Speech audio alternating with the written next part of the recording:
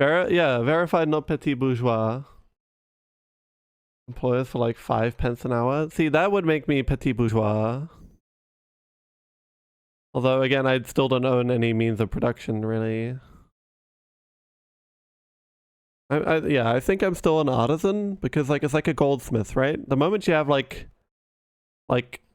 apprentices, the moment you have apprentices in like an artisanal business, that's when you become petit bourgeois.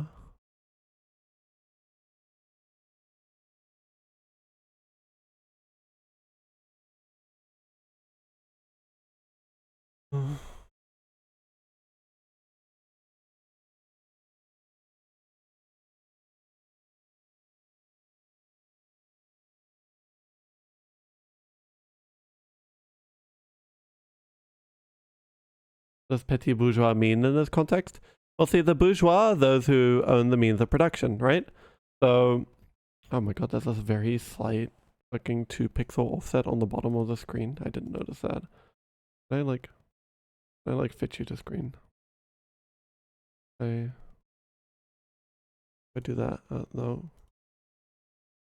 I resize. Where's the resize? There we go. Okay, that's slightly better. We are essentially the petit bourgeois are those who, well, the bourgeois own the means of production, right? The petit bourgeois are the social class that are small business owners, shopkeepers, small scale merchants, etc. Although artisans are also petit bourgeois.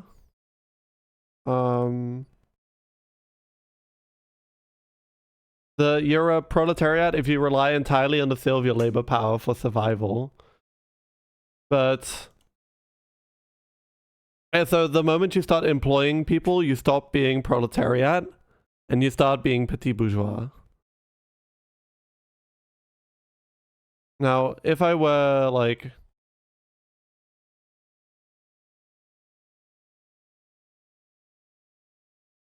self-employed artisans, like sort of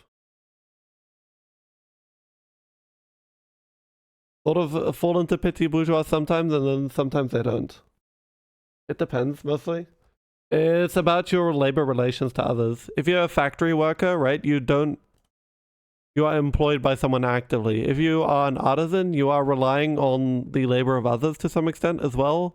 Like, for example, in the goldsmith example, you are relying on the people who are mining the gold, who are smelting the gold, etc., before you even get to employ your job. So you're not entirely independent in the labor chain, and often the artisans are the one who are like higher up on the chain and thus produce quote unquote the most added value and thus like earn the most profits. So that's the distinction, right? It's about labor relations.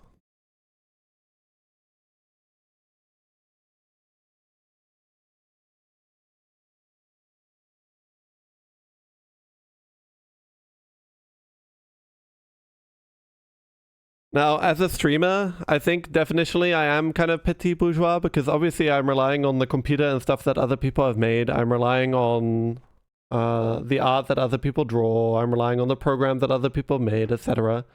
So like definitionally, I think I fall under the artisan category. But obviously, I don't make very much money off this to begin with. It's just that my labor relation is still one where I fundamentally have to exploit others in order to be able to do my job. The petit bourgeois often tends to side with the bourgeois when it comes to political revolution and etc.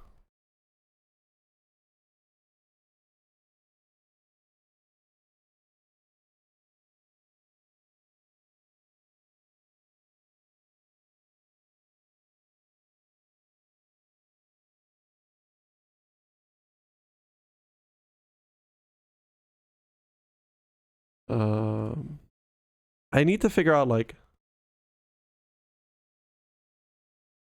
good like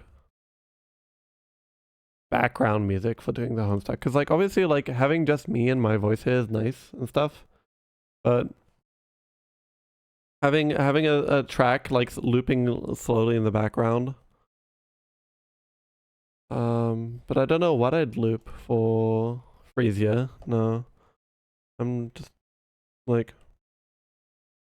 I could put on dead angle, but that's, like, kind of funny.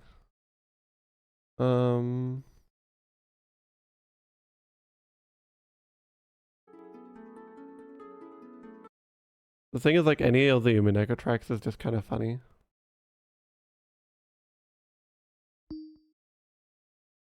I want any of those.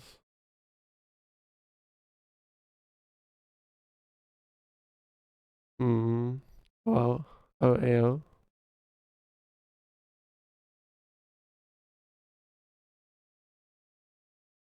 I can't really use Golden Slaughterer either, right? But I need, like, a video game OST, so wait.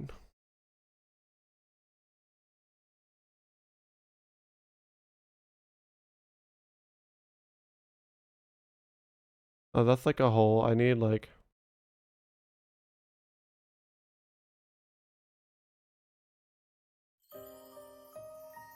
Grape Drops is nice, but that's too dramatic.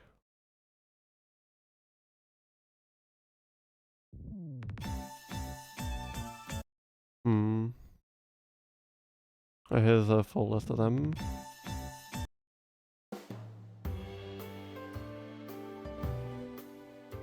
Honestly, this one works pretty well.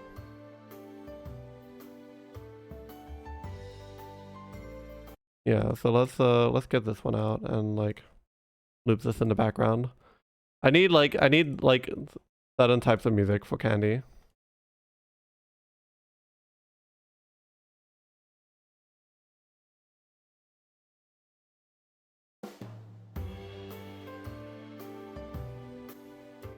How's the volume balance on this, everyone? Is this good enough? Is this soft enough? Can you still hear it while it isn't, like, obtrusive? Yeah. So we did Candy 7, 8, and 9 last time. When we take a look at the previous one, it was about Jade, right? Jade harassing Karkat, and now we've got Resi texting John.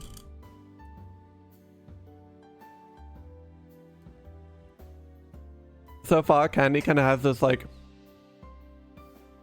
palpable unease to some of his relationships, you know? So, let's get started again.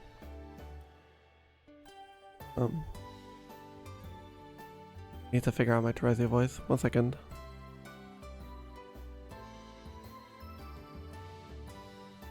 Where even are you? And why haven't you sliced Makara in half yet?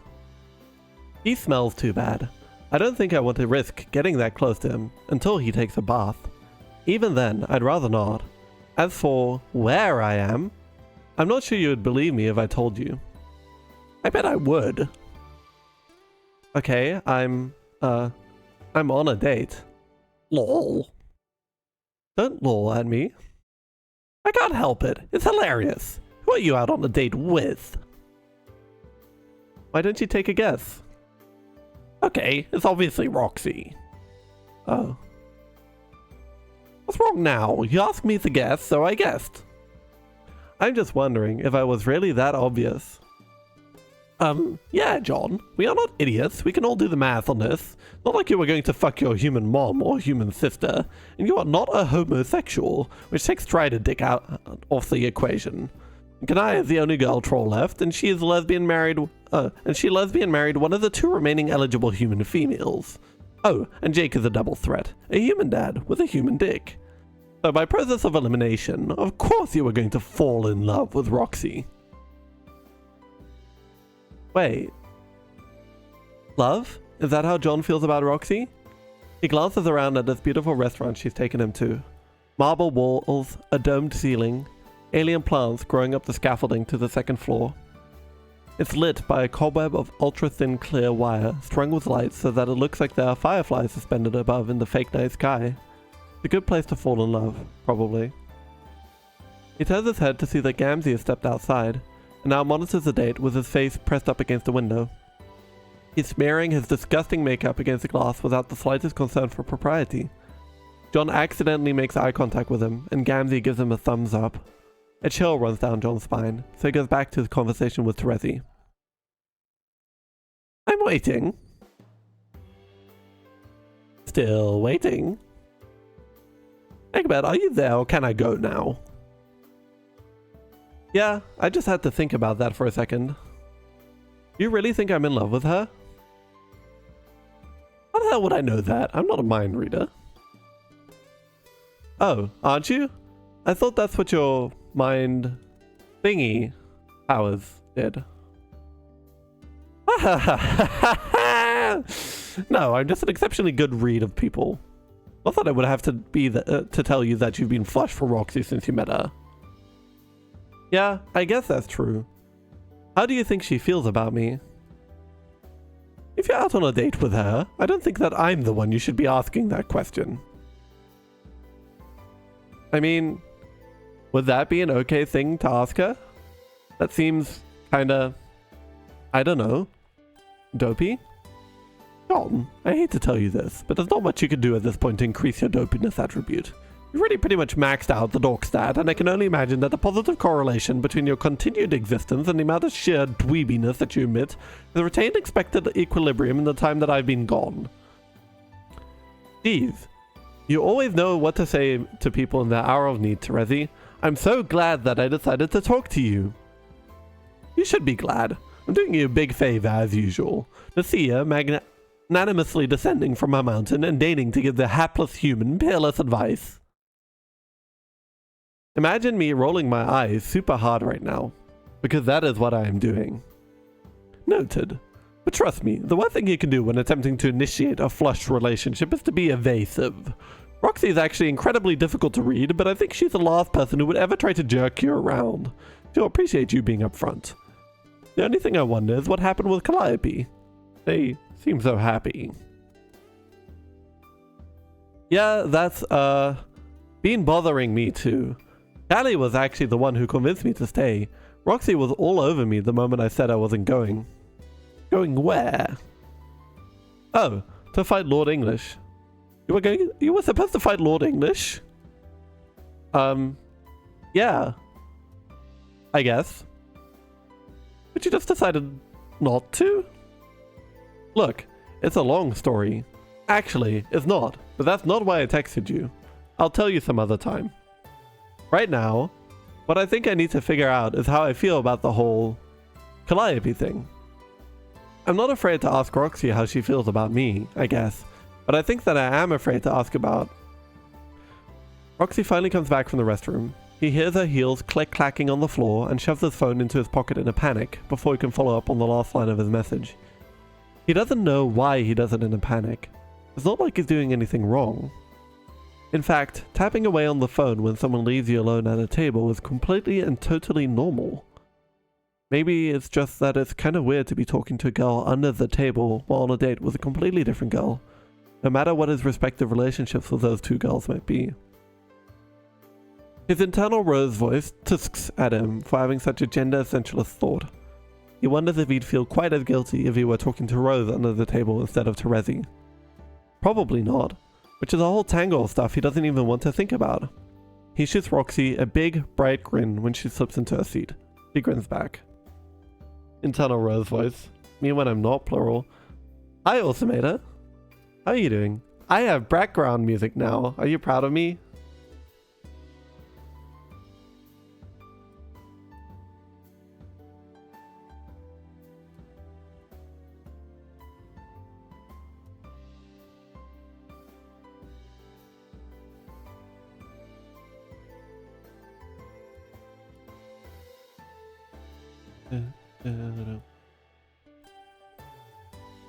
I'm getting followed by scam bots on Twitter, I think. We all have an internal Rose voice, is that true?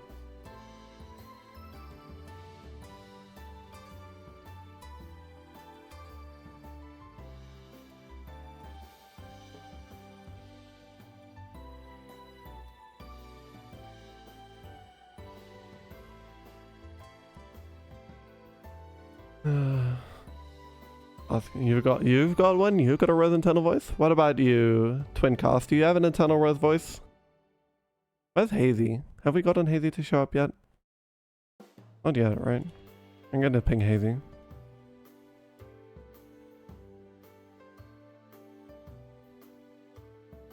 Okay. He's genuinely glad to be here. Roxy is beautiful. The restaurant is beautiful. He feels like he's fumbling at something existentially beautiful. Yeah. There's something about the way she's looking at him that makes him glad he got out of bed today. Makes him, for the first time in years, excited about the idea that the future is a thing that exists. Sorry for taking so long. Had to reapply the face. You know how it is.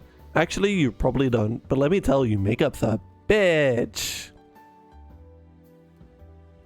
Roxy, you don't have to do all that for me. I'm basically a schlub these days. I don't care if you wear makeup or not. You're pretty either way. You know that, right? Oh, don't worry. It's not for you, lol. That's sweet as hell. I appreciate the sentiment.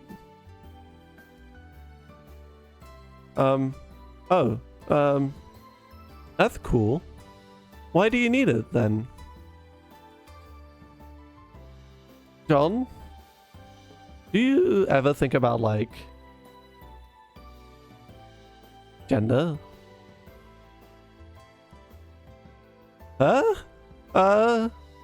Not really, I guess.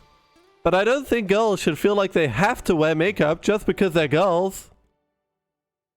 Lol. That's not what I'm getting at. Well, what do you mean then? Are you like... Like, what? I don't know. I don't really know what we're talking about.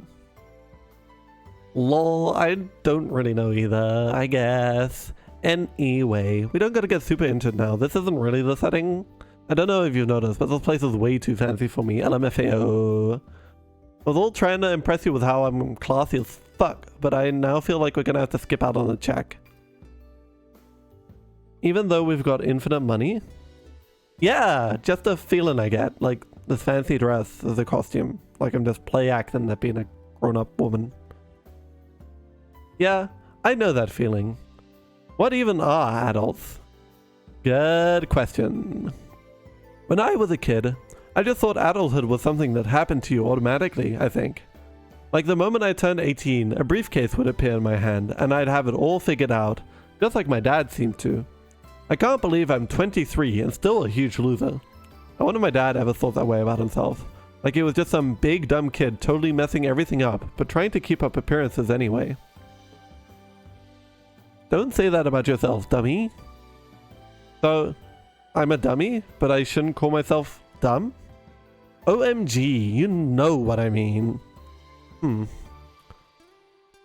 Roxy runs one of her thin fingers around the inside rim of our water glass. Makes a very quiet squeaking noise that it can hear over the mumbled conversation around him because they're sitting so very close. The lashes look about twice as long in the low pale light. They shadow her eyes so that he can't read her expression. I know, I didn't even know any adults when I was a kid. So I got nothing except the legends of how my universes rose and Dave died, I guess. That's not exactly a useful example in this situation. I don't know. I think sacrificing yourself to take down a brutal clown dictatorship is a pretty good life lesson to internalize in any situation. Lol, yeah, God forbid. But, I mean, my idea of a date for the longest time was drinking a whole bottle of wine alone while crying in front of my laptop screen. Oh, same, actually. Minus the wine. And the computer screen. Haha. Just you and your brain contemplating the infinite loneliness of singular consciousness in a vast, cold universe. Something like that. So, I guess neither of us are very good at this, huh? That's cool with me. 0 expectations means we got nowhere to go but up. I'll toast to that. John lifts his glass as a cute and cliche thing to do, expecting no reciprocation, but she laughs and actually humors him. The glasses clink together clumsily, and water gets all over the complimentary breadsticks. He starts laughing harder. Oh, John, why didn't we do this sooner? I love spending time with you. You know? It's weird to say, but no one else has ever made me feel like this. For some reason, those words make the pit in his stomach grow. He lets out a nervous giggle. His arm starts to shake, so violently that he gets even more water on the free breadsticks. Hoo boy. He's sweating under the collar. It's a panic, like what he felt when Roxy almost caught him texting Terezi under the table. Except in reverse. What about Calliope, he thinks. John can't tell what Roxy is thinking. She's so warm and open and inviting, but when John looks into her eyes, it's almost like staring into a Oh, WTF, look behind you. He whips his head around to see Dave? He's running down the street, looking back and forth like a hunted man. He spots John and freezes for a moment, obviously trying to compose himself. No one goes still, quite like a strider. He brushes past Gamzee, who is still glued to the window to spy on the date, and swaggers into the restaurant. The look on his face seems to suggest he's about to throw up, but he keeps it together. His entrance is so smooth that all the dining carapacians in the vicinity immediately stop talking and stare at him as he glides to the table. Dave sets his hand just in front of the free breadsticks and angles a look at John through the panels of his shades. It looks like he hasn't slept, but it's hard to tell with Dave. He's out of breath. Hey dude, and Roxy, rather, hey dudes. Sorry to imply that dude wasn't a gender neutral term because it totally is. Anyone can be a dude if they really want. That's part of the beauty of living in this brand new world with none of the baggage of our old world like gender and sexuality and relationships only involving a very specific number of people. Dave? You okay? Yeah, totally. When am I not okay? Pee often, actually. No, I'm fine. There's absolutely nothing strange or awkward going on in my life at all. Unrelated to anything I just said. John, I gotta talk for you a sec. Okay, go ahead. No, I mean like outside in private with no one else around. You sure you're okay? Yeah, Mom, I'm fine. Sorry, that was me being sarcastic about how you're all worried over me when I'm just ice fucking cold level to cool at the moment. Not referencing that you're my literal mom, which I know is all kinds of awkward every single time I do it, which is a lot, I guess. LMAO. I don't think it's awkward at all. Oh, cool. Me neither. Mom. Roxy's right. You seem kind of off right now. Nah, I just had a sudden need for a bro down. Just an unquenchable thirst to be showered in a flash storm of righteous bro juice. Yikes. Gotta guzzle the shit out of it like a Gatorade after a sports match. Help me out here. My bro electrolytes are low. John, just come on. It's important. Yeah. Sure. Roxy, are you fine waiting here by yourself for a while? Yeah, I'll just be here eating breadsticks since we didn't actually order dinner. Cool. I'll be right back. Dave shoves his hands in his pockets and leads John out into the cool evening air. Gamzee offers a double thumbs up as they walk past him, which John fiercely ignores. John does, however, check his phone. Subtly, but a little desperately. He left Terezi hanging in the middle of a sentence, and he's gotta admit, as much fun as he's been having with Roxy, there's an annoying little voice screaming at him underneath everything else he's done and said tonight that desperately needs to know what else Terezi had to say. Behind Dave's back, as he leads the way, John swipes the screen to catch up with their answers, smiling conspiratorially. And now we're at Candy 11.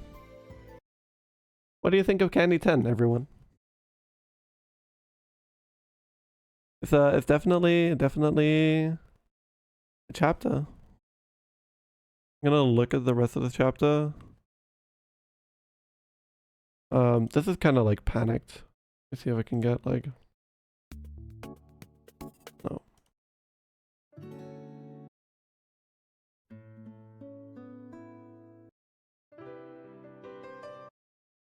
I think this might be it, but let's see. No. No, that's for more romantic stuff. I think it's kind of bottle. loop this one for this chapter.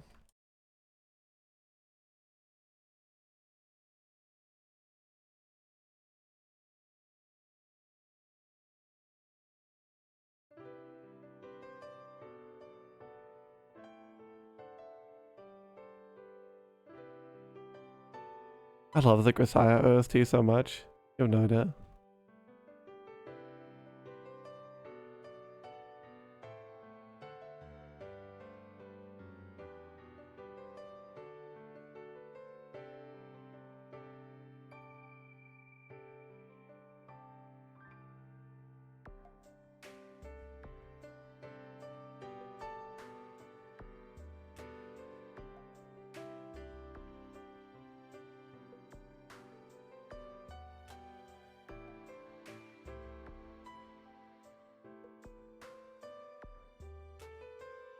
Okay, let's compose myself, and then we'll go on with the next chapter. You're a bit lost, aren't you, Twincast? Scarlet, Thatcher.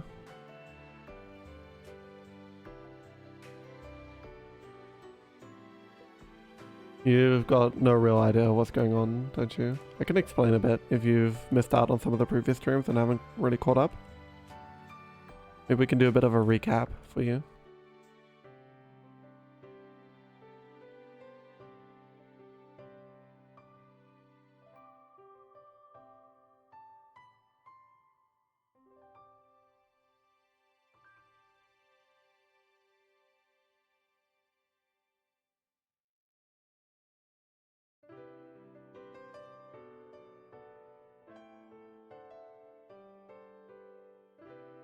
You've seen none of the previous streams?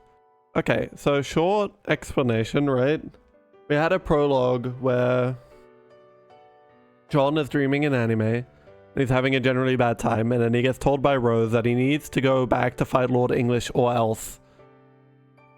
And it's very important that he goes back to fight Lord English. It is perhaps the most important thing ever. There's nothing John could ever do that would ever be more important than going back to fight Lord English. So to help him make the decision, he goes on a picnic with Roxy and Calliope. And he gets two choices. The one choice is to eat meat, which led into the timeline we haven't seen. And the other one is candy, which we are seeing right now.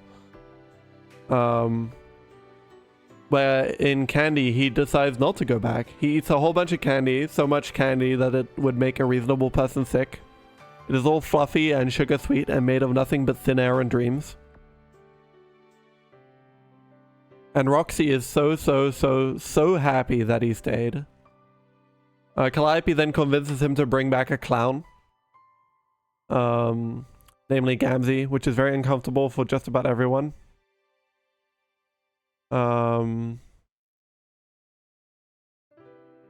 And then Jade, Karkat, and Dave are having an uncomfortable polyamorous relationship. They're not really officially dating, but like Jade is trying to make it happen and it's not working yet. That's the short summary I can give you of everything. Oh yeah, I mean like the other option was a bunch of really raw, fatty, greasy meat.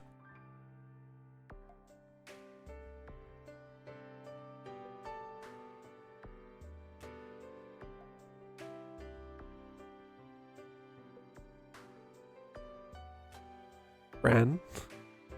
Yeah, the way both meals are described, it's kind of like either meal would be the worst meal of your life.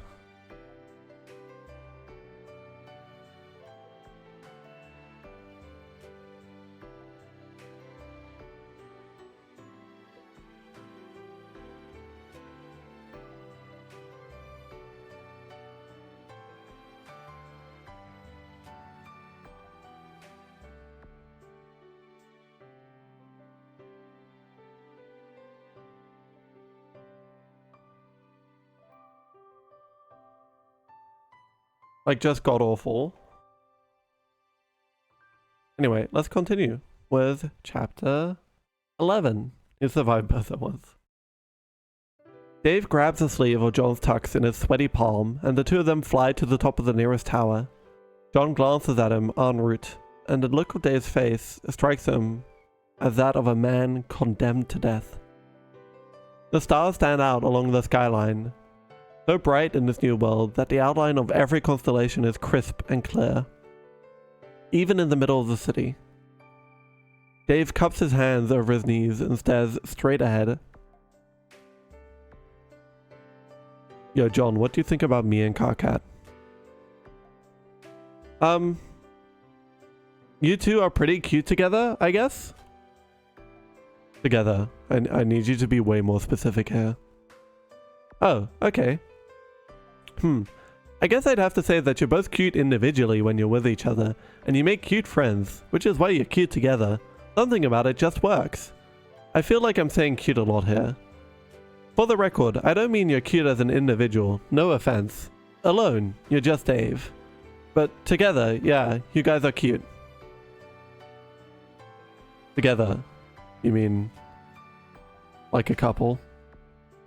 Dave says this so neutrally that John has no idea how to read it, despite having years of practice reading Dave's many neutral tones. Yes, that's exactly what I mean. Why? Didn't I just explain it? Good friends make good partners. You're similar in all the right ways, and different in all the even more right ways. You two balance each other out and keep each other from going off the rails, like when you were kids. Huh. You were both kinda crazy when we were kids? Again, no offense. That's not what I was saying her about. Oh. I was saying her because that show was a coherent Egbertian thesis on the state of the Dave Cat situation. Well, I've thought about it that way for a long time. I think it's what everyone else thinks too. I don't know. If I'd been thinking about it that way, I wouldn't be in the mess I am in right now. You're in a mess? Yeah. There's a metric fuck ton of shit about to come down on me because I dragged my heels on doing some serious self-reflection. Is this just some more stuff about being gay? Maybe, yeah. Okay, definitely. Yeah, it's 110% about being gay. I thought you'd already worked all that stuff out. Turns out it takes a long time to figure out your sexuality after a childhood filled with repression and abuse. Dave. I mean, yeah, I woke the hell up to my inner potential for gayness in a big way, but then I just kind of press the snooze button and roll back over because we kind of had to fight all those jacks and also create society. Holy fucking shit. There's a gay snooze button? Yeah, man, there's a gay snooze button. Wow. When I was having my gay cool boy awakening, it wasn't a full no-homo, but it was at least a quarter no-homo. If I hadn't done that then, instead of talking to you about this, I'd be at home right now. Kissing Karkat, probably. I don't get this, Dave. Am I your gay confessor or something? You don't need my blessing to go kiss Karkat. In fact, I was pretty sure you were already kissing Karkat. Nope.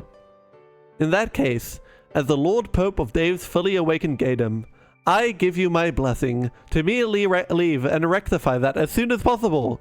Go down, my child, and kiss Karkat right on the lips. Okay, as much as I appreciate how weird a thing that was to say, it's not that simple. I might not exactly be the expert, but kissing seems pretty easy, Dave. I'm sure it gets more complicated in the later stages, obviously, but I think you can figure out how to get your lips on his without much trouble. No, I mean like... Dave makes a couple truly useless hand gestures. Even in the greater fabric of a weird incestuous social group, it might be the wrong move, I think. How so? Because... Jade. John bites his lip. Oh boy. That's a complicated problem, alright. He loves his sister, but she's developed a bad habit of sometimes approaching delicate social situations with all the grace of an elephant stumbling around in a dark room. Right. I almost managed to forget that she was trying to fuck you and Karkat. Dave snaps his head around to stare at John in shock. Wait, you knew about that? Yeah? Did you not? Of course I knew about it. I was looking at the whole thing through several complicated layers of conscious denial, but I knew. It's just like that you like never leave your house. Well, it probably helps that Jade literally said the words to me, and I may be paraphrasing here, but... Hey John, I'm going to fuck Dave and Karkat.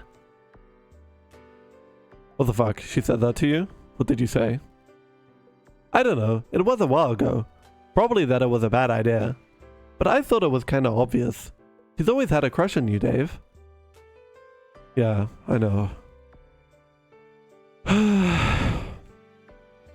He sighs and hangs his head, leaning forward with his elbows crossed over his thighs. The angle he's at gives John a good look at his eyes, which are boring a deep, miserable hole to the center of the earth right now. That's why I think that I should give it a try, I guess. Give what a try? Dating Jade? Yeah. And Karkat.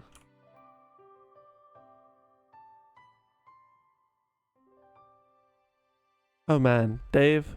I don't know. That sounds like it could really blow up in your face. Yeah, that's why I'm kind of freaking out right now if you didn't notice. Sorry dude, it's just... Do you even like Jade?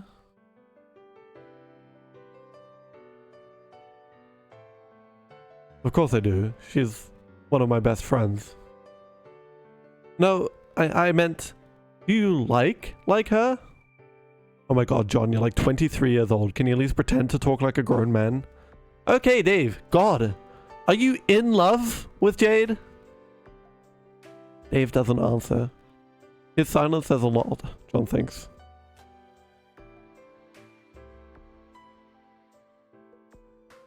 Are you in love with Karkat? That's a big fucking question. That's the biggest fucking question that ever got asked. It's like the Paleolithic megafauna questions, like it's so familiar, but your eyes just glaze over it in denial because it's too fucking big. Why did megalodon sharks need to have such big jaws, John? To eat smaller sharks? I've never been so fucking terrified by a question in my entire life. Seriously, my heart is pounding so hard right now that I feel like I'm gonna hurl. Well, doesn't that answer the question? Nah, because it's not like I feel nothing for Jade. In fact, I feel like a whole lot of other things for her.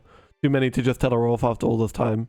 I mean, she spent all those years alone on the ship, and I know she missed me, and then Dave Sprite died and turned into fucking Dave, but I was never clear exactly what happened there. God knows he didn't make any attempt to clear the fucking air with her, but when I think about it, neither did I, so maybe I'm just a huge arsehole who's been leading her on for like, oh god, I'm a decade at this point. If I don't, and if I have been, don't I owe it to her to at least try?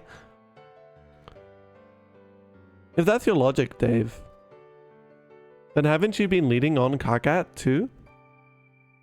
Doesn't he deserve the same chance? I mean, if you think it's the kind of decision that you can lay on another person like this, why don't you just flip a coin? He tilts his face so that it can give John a look. The corner of his lip quirks ambiguously. Have you been talking to Terezi?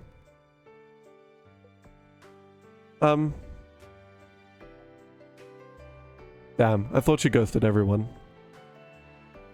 Not me, I guess? Huh. Anyway. I know you thought that sounded like a totally cool thing to say, but I don't really think you grasp the full metaphysical implications of whatever you're quoting there. Dave sits up and leans back on his palms, his voice sounding lighter in a subtle, almost ephemeral way, now that the subject's changed to something as easy as metaphysics. He catches John's gaze and makes a rolling gesture with his hand, miming the way he practiced a magician would flick a coin over their thumb.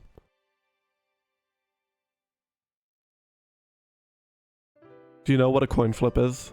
Like universally, I mean, in the grand scale of all the time, space, infinite string theory bullshit we're always dealing with. Of course.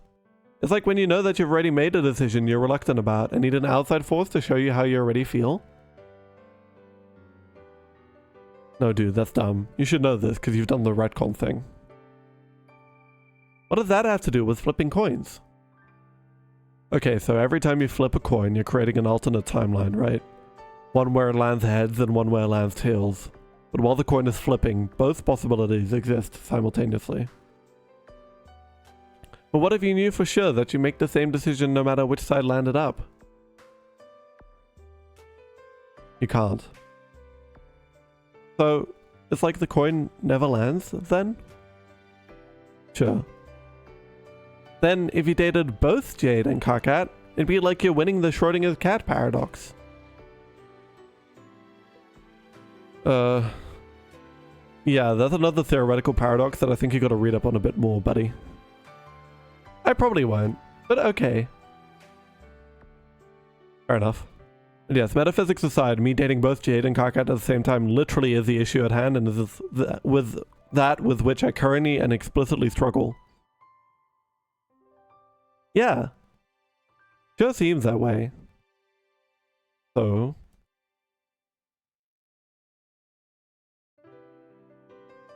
I don't know, Dave. It's all just... It doesn't sound right to me.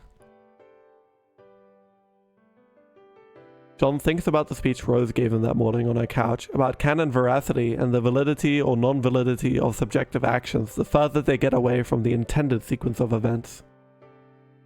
Something about pillars? What is essential, true, and relevant? He remembers those 3 words, but no other contextual remarks which bind them. That conversation seems so very long ago now. I mean, it doesn't sound canon? Ugh, not you two. Rose is always going on about canon. I don't give a fuck about canon. Then what do you give a fuck about? Dave sighs and runs a hand through his hair. Doing the right thing, I guess. This doesn't seem hard to me at all, Dave. Go home right now and tell Karkat how you feel. Look, I can't. If I did that, it would be like what, Dave? Like you would be really happy? And Karkat would also be really happy? Ugh, I'm not explaining myself right, I need to... Dave staggers uneasily to his feet, staring way past John like he's looking into the infinity of his own soul right now. John's never seen him so scared, and it's over what seems like a pretty easy choice as far as John's concerned. It sure isn't easy for him though. John guesses this is what it means to be a friend. It means being the guy who understands when easy isn't actually that easy. I have to talk to Dirk, I think. Okay.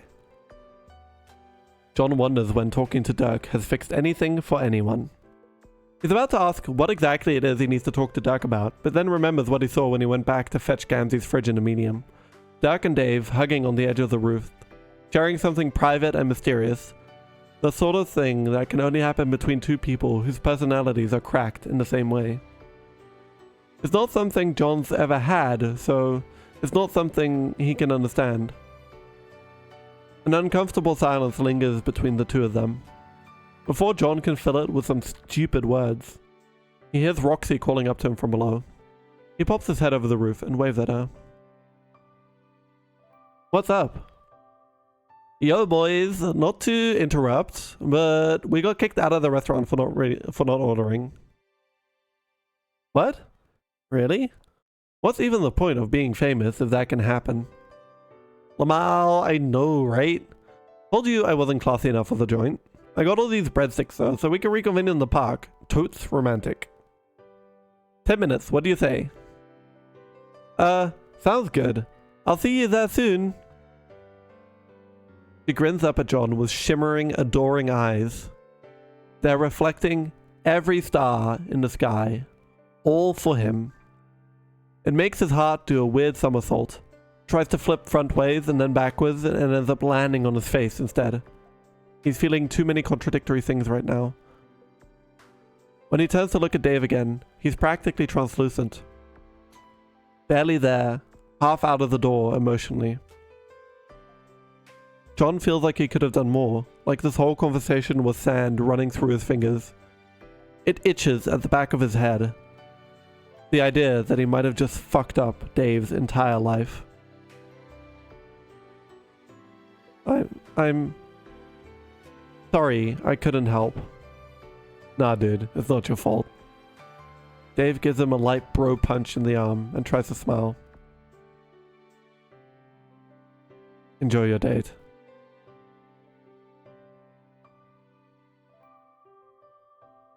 What a bittersweet chapter.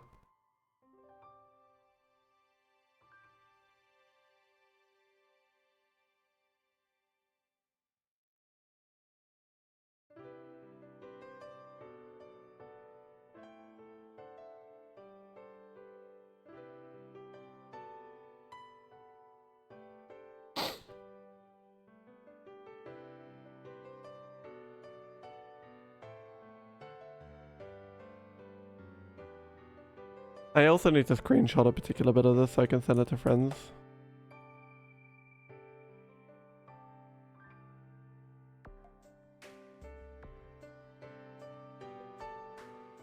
I don't know if you can see it when I screenshot things, actually.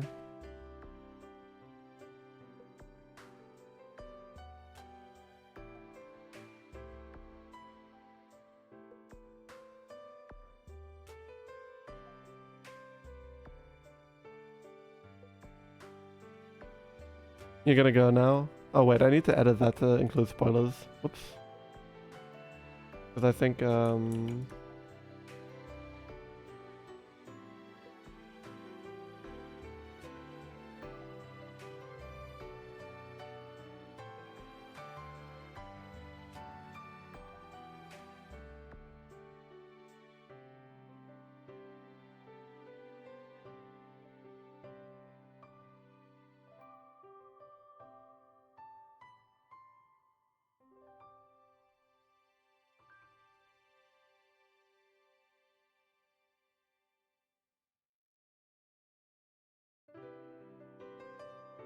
okay. You must return to your studies. Keep me on in the background. I would love to be your lo-fi Homestuck epilogues to study to. We're up at Candy 12. Hi, Hazy.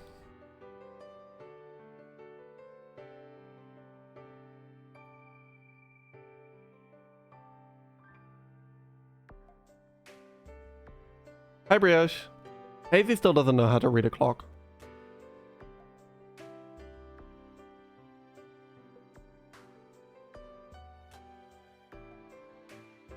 But I'm glad that you're here. Like, genuinely. I know you missed a bit. Like, you can watch that on the VOD, right? And obviously it's better to read it yourself.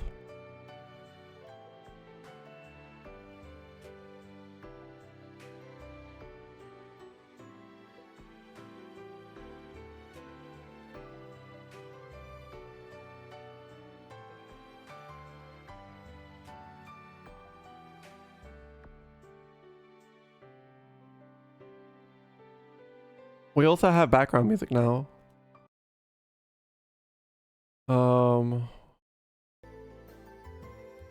No, I need something else for this one. What about you?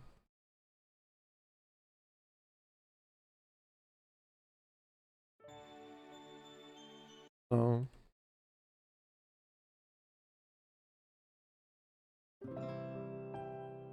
Oh.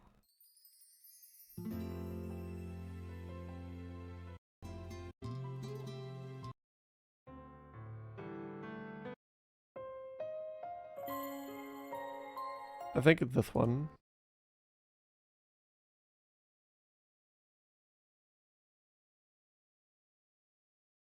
Gonna be good for the chapter. This place also keeps you, reminds you to keep hydrated. That's good. It is really warm in Europe right now.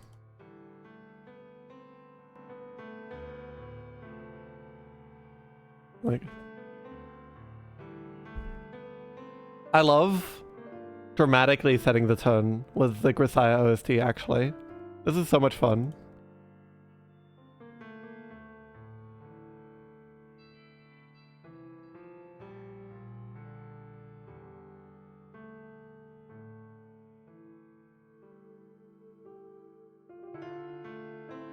It's 35C. Oh my god. That's so much. You want a short recap of the previous 2 chapters, Hazy? Did you catch up on the previous VODs?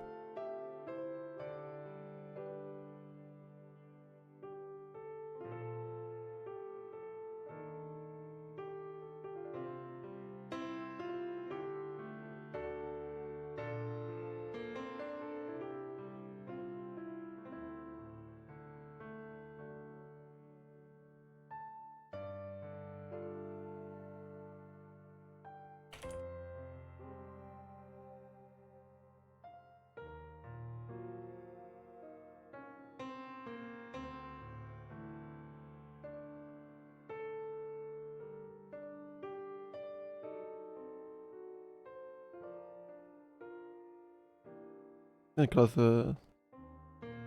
He hasn't seen the last VOD, but the one before, yes. Okay, so the basic principle is, obviously we're in candy. John chose to eat the candy in the basket and has stayed behind instead of going to fight Lord English. And previously we've seen 2 uncomfortable relationships sort of starting to happen. Right?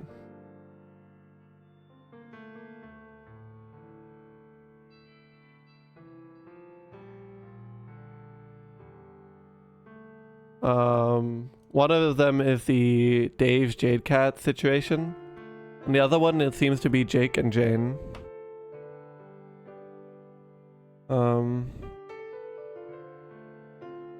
And in general, there seems to be like this faint sort of unease regarding a lot of the relationships going on. Like something's not quite right. John and Roxy went on a date. And John and Dave just had a big emotional conversation about dating, Dave dating Jade. Or going to date Jade. So.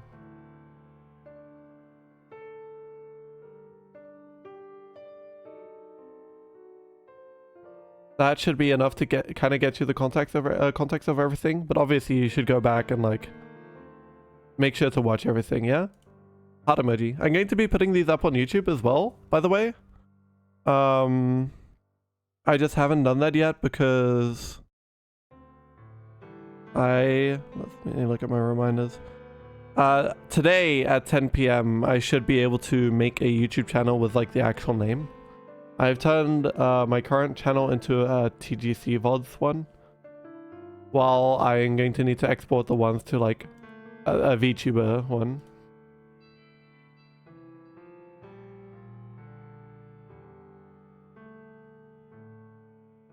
So, anyway, we can continue. Because Twitch isn't real? Yeah, exactly. I'll make sure to do that.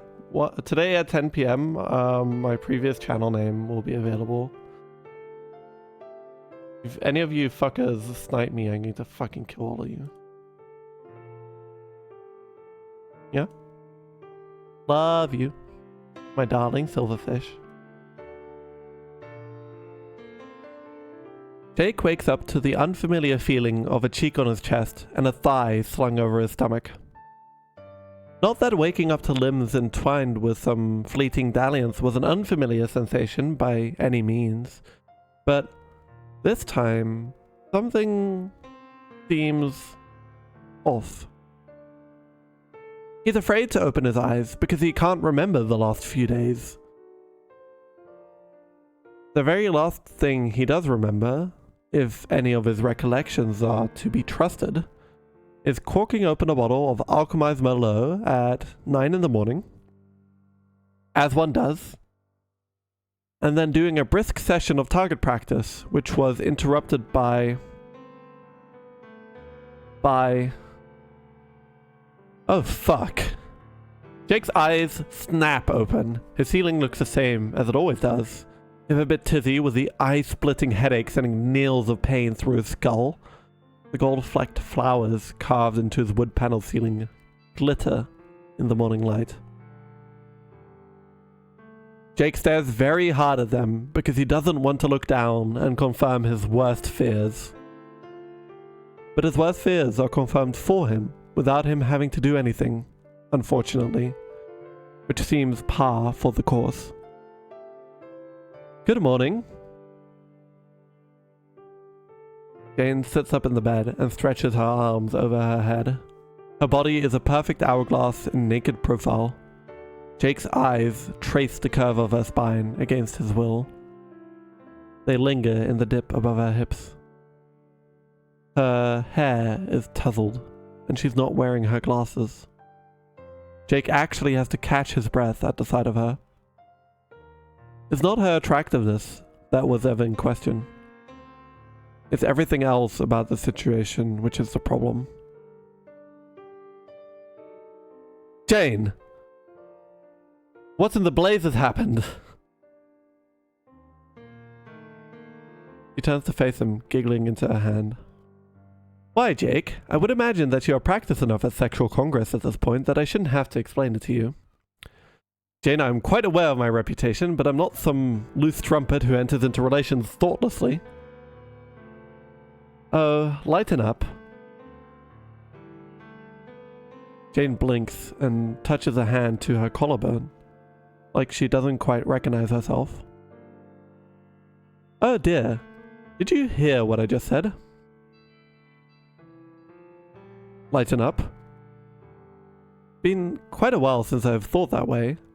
My, it feels freeing to say. Lighten up, Jake. The election's off. The economy's stable. Dirk is probably never going to talk to us ever again. And we finally fucked.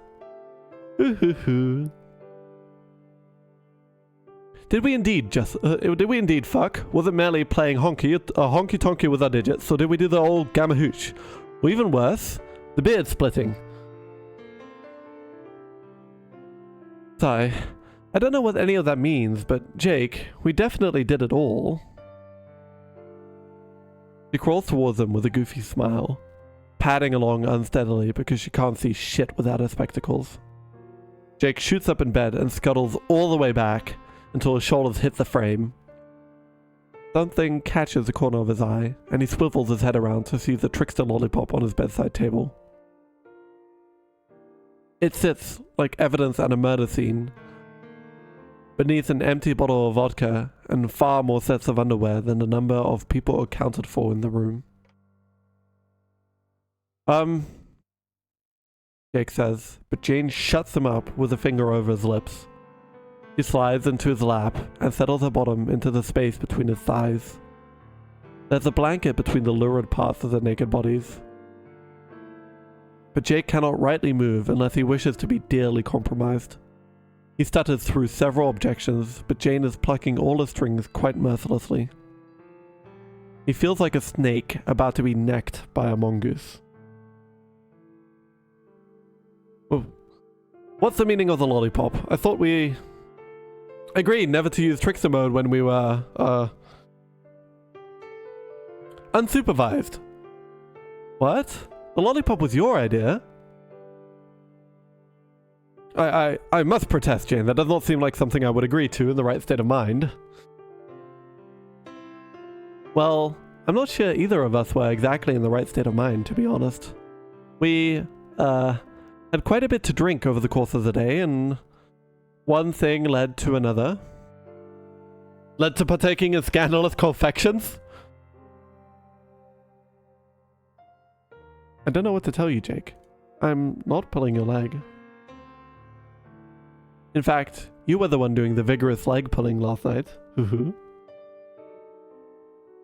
Criminy! Jane's expression falls. He'd be feeling quite buoyed after a night of jolly, if inebriated, fun. But Jake does not seem to share her enthusiasm.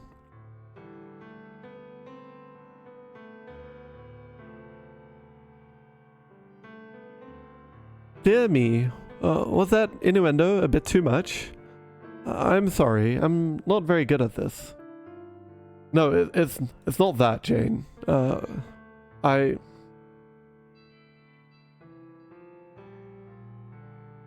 of this feels wrong. Now, I don't want you to get the wrong idea here. You're a dear friend and I care for you deeply, but I think that what happened between us may have merely been the result of profound inebriation. Jake regrets the statement as soon as the words leave his mouth. Jane looks absolutely crushed. Devastated. Like Jake just ripped the rug out from underneath her entire universe. What? Are you saying everything we did, it meant nothing to you? That isn't what I meant. Jane, I simply... Jane stares up at him, her eyes so bright they're practically clear, like tropical water on a sunny day. She looks like girls do, right before they're about to cry. Jake. Oh, how could he deny her anything?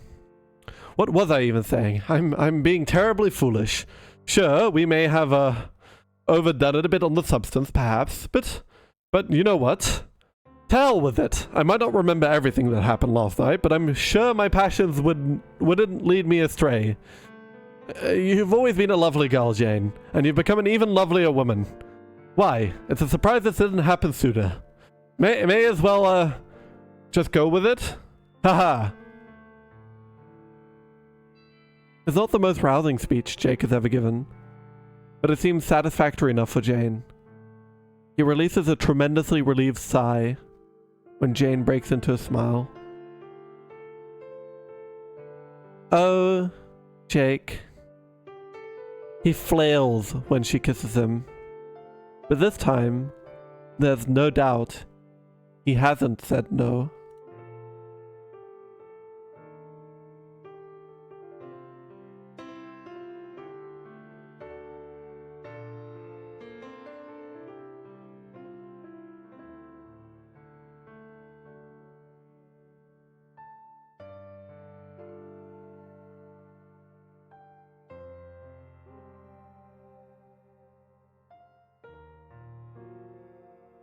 So,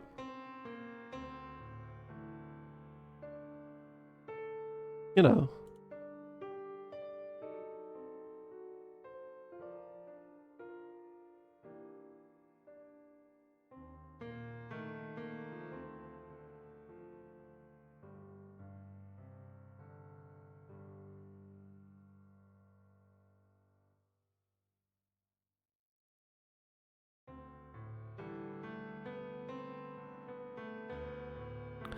Yeah, I'm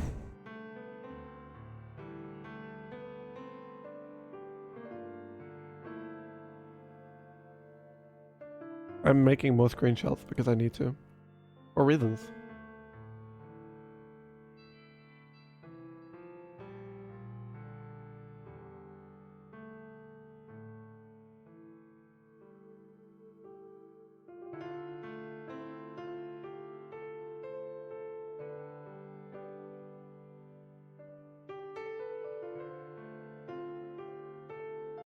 So, yeah. Well, it's Candy 13. Candy 13, everyone. Give it up for Candy 13. Let me just kind of skim this. You know. Oh, this is a very short one. And you know what? Let's find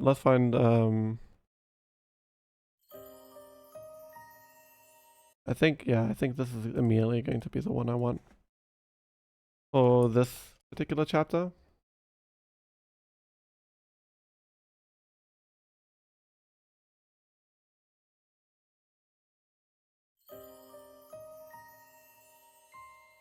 Dave and Dirk don't talk that much about the heavy stuff. They don't need to. Dave can hear his brother's voice in his head. Not like, literally. That would be insane. But Dave knows what his bro's like. Dirk, or a version of him, instilled in Dave a way of living and thinking that would, for better or worse, persist far beyond the 13 years of his upbringing. And even on Earthsea, it'd be kinda tough to say the dude's general overbearing demeanor wasn't sufficient to perpetuate the conditioning. So, it's rare he has to guess what Dirk would say he should do. But when it comes to the boondoggle involved with triangulating his interpersonal relationships with Jade and Karkat, Dave is shooting blanks. He has no idea what to do, no idea what to say, and for once, the ghost in his head doesn't either. Once he might have expected the end of the haunting to come as a relief. But now that he finally sits quietly in his own mind, with nothing but his meager faculties to guide his hand, the silence is deafening. There's no time to waste, so he flies directly to his bro's studio. He needs this. He needs his bro to tell him what to do. Whatever issues the guy might have, Dave has always been able to count on Dirk to give him, as Jake might say, the solid dick. Dave knocks on the door, loud, but there's no answer. Nothing when he calls out Dirk's name, either. Then he tries the knob, and the door swings right open. Hey, bro, are you there? Still no answer. Dave lets himself in. It's not like his bro would actually mind. They're family, after all. Bro, hey. Silence throughout the studio. Dave starts flitting from room to room, checking for any signs of Dirk. This is strange. The guy doesn't usually go out to do things, unless those things are actively being televised. Dude, are you like gone? I have something I really need to talk to you about. Dave all but jumps out of his skin with a shriek when he turns to find the last individual in the world he ever expected or wanted to see. Honk. Jesus fuck. Hey, what's shaking, my man? Andy, what the fuck? God, I think I shit my pants. I'm sorry to hear that, my fine brother. Andy, what the fuck are you doing here? Did you follow me here? No, man. I've been waiting for you. Honk. Oh, that's so much better. Why the fuck are you doing that? Because I'm here to bring you the good news. News of what? The news of me, my motherfucker. I'm here to help you get up, all up and redeemed from your wicked sins. Put you on a real arc to salvation. Honk. Oh my fucking god, what fucking sins? Where's Dirk? There's no need to worry about him. You're gonna get what's best for you. You told me that, and I'm gonna make sure his wish makes like a motherfucking miracle and gets true. Honk. Did I just walk into a horror movie? Did my bro get fucking axe murdered by a clown? Jesus Christ. Don't tell me his body's down in the basement right now. You don't got any need to go and concern yourself with his mortal flesh body out here in this candy cane whirlpool beyond the infinite black wink of the wicked singularity, my ninja. A sack of meat and bones in one life or the next is only a means to the final totality that will damn and raise us all in brilliant apotheosis. In the one true life, we all flow from the one true pen, and every head rolls down the path to the one true hand. What the fuck did any of that mean? Are you drunk? Never mind, I don't give a shit. Out of my way, Pagliacci. Dave's had enough of this buffoon. He pushes Gamzee aside, and the clown goes absolutely flying into one of Dirk's messy workbenches. The vagrant jester ricochets off disorganized piles of scrap metal and anime paraphernalia like a Tony Hawk jackass clipping and flopping into an unending oblivion of pain. The circus ruckus starts a vicious Rube Goldberg machine of cartoon physics, knocking every cinderblock, crusty puppet, and Japanese sword in a tornado's radius off balance, and avalanching them catastrophically onto the hapless clown's torso. Dave gives only a second glance to the ludicrous pandemonium. He blows open the door to the stairwell and heads down, bracing himself for the worst. But he doesn't find Dirk in the basement either. The only thing of note is a slumped figure in the center of the storage room, covered in a thin sheet. Dave approaches and rips it off to discover... Wait, what is this? It's obviously a robot, but it's a complete mess. The form is feminine, but the head is still bald, and the face has no cover, revealing a skull-like interior. The body doesn't have any proper protective plating yet, so it's all a mess of wires and loose mechanical bits. Clearly a work in progress. But Dave can't help but wonder, what exactly is it that Dirk's been working on here? Then, Dave notices the note. It's carefully folded in the limp palm of the robot's hand. His heart jumps into his throat, and something in his stomach drops. Oh, no. So everyone, I want to give you all a heads up, as someone who's definitely read the epilogues before. I don't want to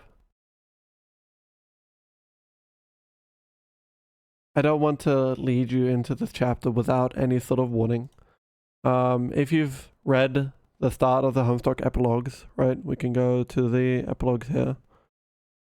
Content warnings, right? Mental illness, suicide. Right there on the first page. I would like to remind you of that for the following chapter.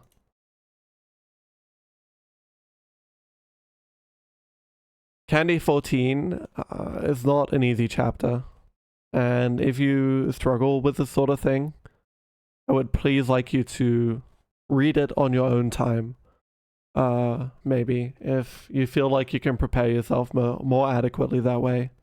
In any case, I will be proceeding with it here. This chapter is just kind of deeply fucked up, yeah.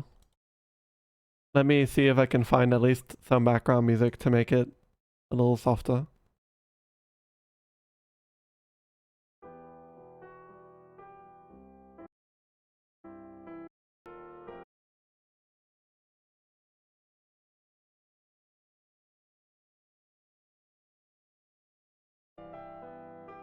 No, I don't think so. Oh.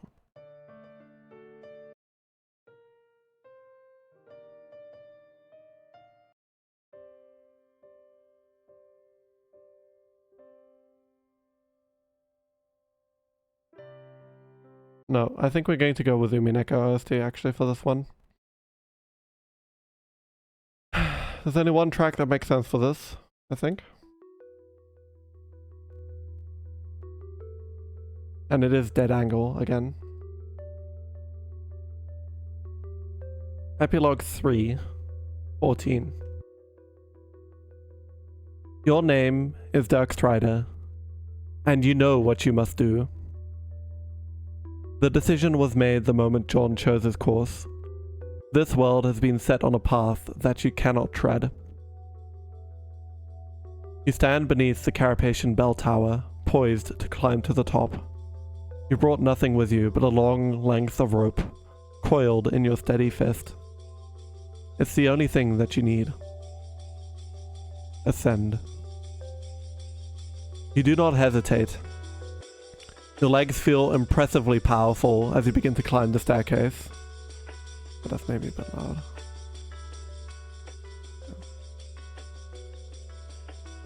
2 steps at a time. There's nothing of consequence but your singular task.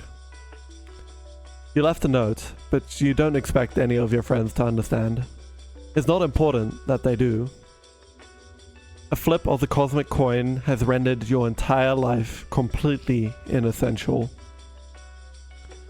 What could you accomplish in a dead-end existence like this?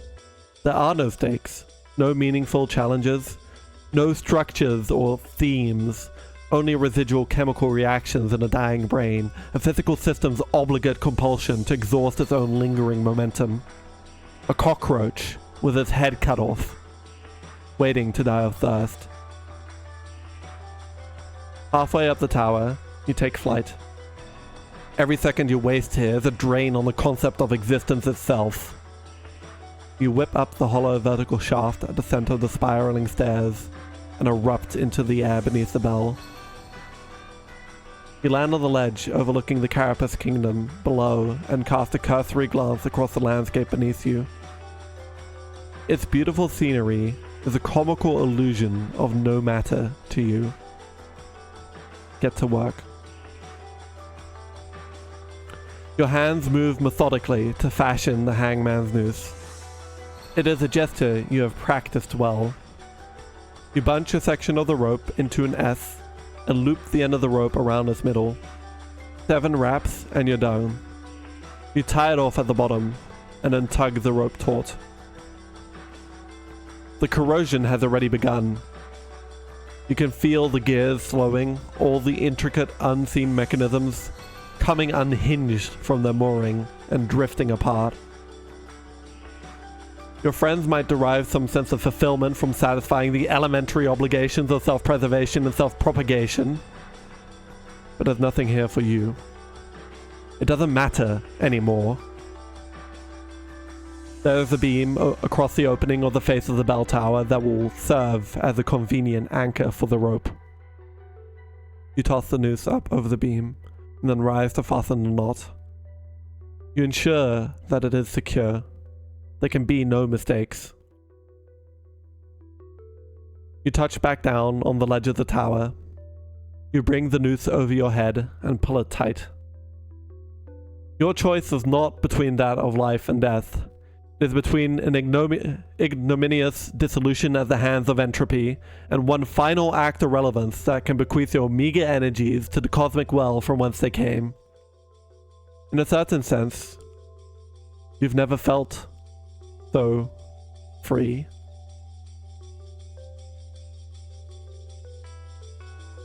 Kill yourself. You jump.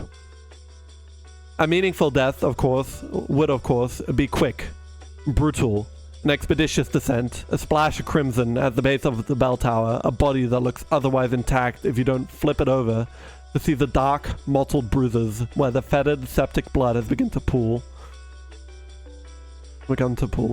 You made certain that the rope was long enough for the velocity of your fall to immediately decapitate you.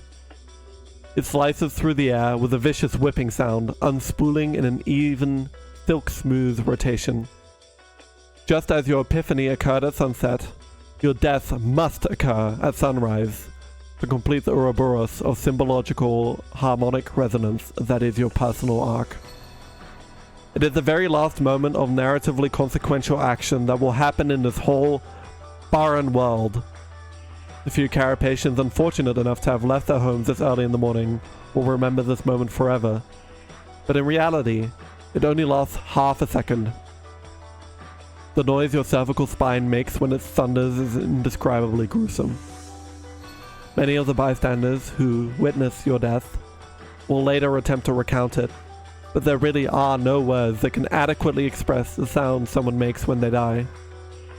It's a phenomenon that happens on 2 levels. First, there's the literal termination of organic processes, which is to say, the destruction of the meat. Then follows the dissolution of the ego. And you have quite the ego to dissolve. One that has flown so high above the forest that not only can it no longer see the trees, it cannot even conceive of the trees as material substance with objective meaning. Yours is a singularity of narcissism, an endlessly recursive existence so dense that it has no choice but to sprawl out much further than the boundaries of its person in any given universal timeline. Once cut off from that, you become unbearably dispensable. From a purely utilitarian perspective, killing yourself is the greatest gift you could give this dying world. A valorous sacrifice, the likes of which this place will never experience again. If your severed head could speak, it might say, "You're welcome." But even then, maybe it wouldn't. It might not care enough to do this shallow realm even that basic courtesy. We may never know. Your severed head remains suspended in the loop of the noose, tight under your jaw, while your limp body bounces off the side of the bell tower and tumbles to the grass. Screams sound from below, The horrified Carapacian bystanders scatter and run. Your body tumbles down the side of the hill, spraying blood from its neck in a volume that makes the foot of the tower look like the scene of a massacre. Your heart keeps beating well after you're dead. It keeps beating until every drop of blood is forced from your corpse, a sea of gore drenching the earth beneath the scene of your demise. Your body doesn't get up, and your head doesn't open its eyes. When you think so little of yourself as a moral character, any act of self-termination will result in a death that is just.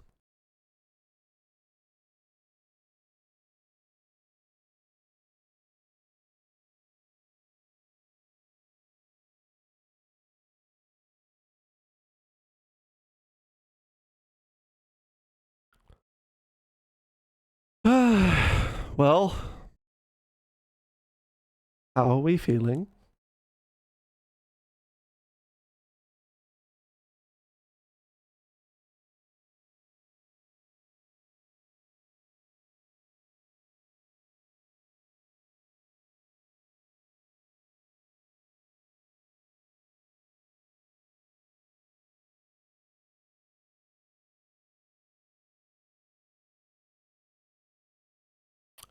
It's pretty bad.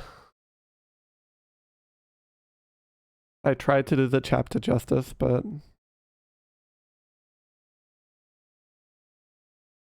I don't know if I really manage. You know? Can only do my best.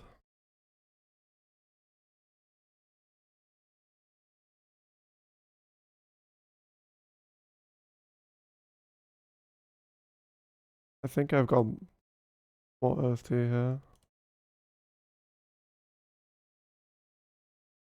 Let's go see if we can find some no.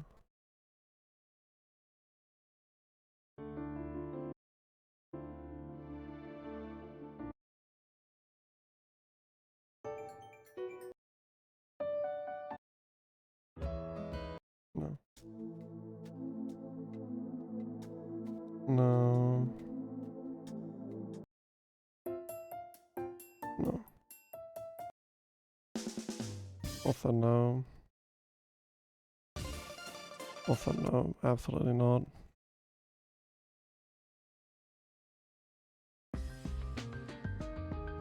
I think the first one was probably the best too.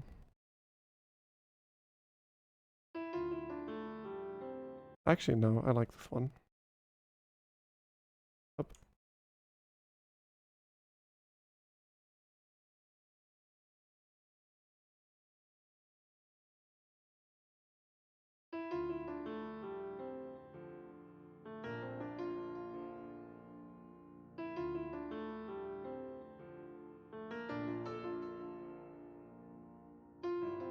The rain is coming down in sheets. It rains just seldom enough on this idyllic world that most of its inhabitants are conditioned to leave their homes without umbrellas, and today, they're paying for it. The press clamors at the edges of the funeral procession, getting soaked to the bone and or exoskeleton. John ducks his head away from the flash of cameras, still uncomfortable with his position among the pallbearers. This is a bit loud.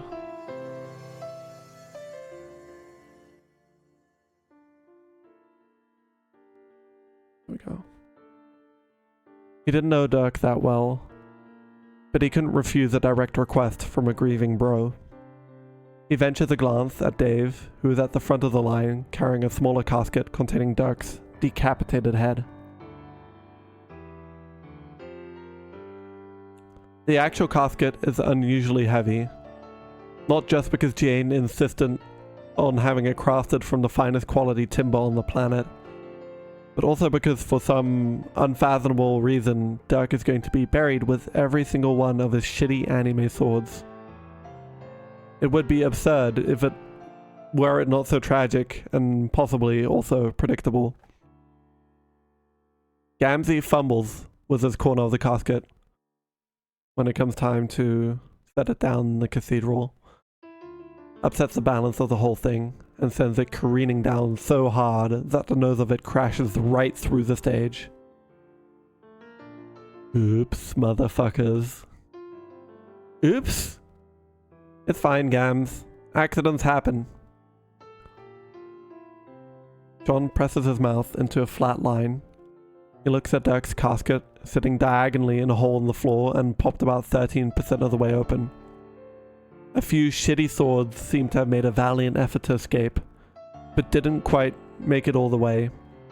He looks at Dave, who appears even more stoic than usual, with his wet hair plastered to his forehead. He looks at Roxy, who is staring at the floor, rather beside herself in grief. He finally looks back at finally he looks back to Gamzee, who offers two dubiously sympathetic whoop, whoop in response. Today is not the day to push it, he thinks to himself. He forces a smile, kisses Roxy on the cheek, and goes to take a seat in the front row of the pews. At the back of the nave, devastated fans are rumble in the pumpkin patch, trying to force their way inside, past the barrier of reporters. Jane drags Jake off by the wrist to deal with them as Roxy approaches the pulpit, looking miserably ghost-like in her violet mourning clothes.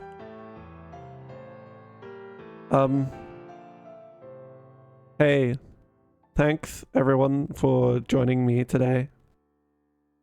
She folds her hands in front of her. Her earrings light up as the reporters at the back take about 6 million pictures of her tear-stained face. She sniffs, then hocks back a whole mouthful of snot. The sound is very much in contrast with the delicate feminine manner with which she tugs the tissue out of her modest cleavage in order to dab at her eyes. Wow.